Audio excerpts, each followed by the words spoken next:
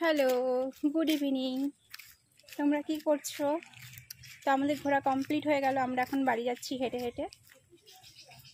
আমি পার্কের থেকে জাম তো এটা আমি পার্কে থেকে পেরে দিয়েছিলাম জাম ওকে, তো সেই জামটাই খেতে খেতে যাচ্ছে এখন।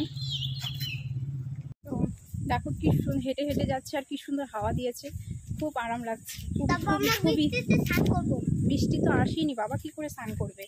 তো আমরা এখন বাড়ি যাচ্ছি, আর ওরা একটু আমাদের বাড়ি থেকে একটু দূরে আছে ওদের বাড়ি, এই জন্য ওরা টোটোতে যাবে।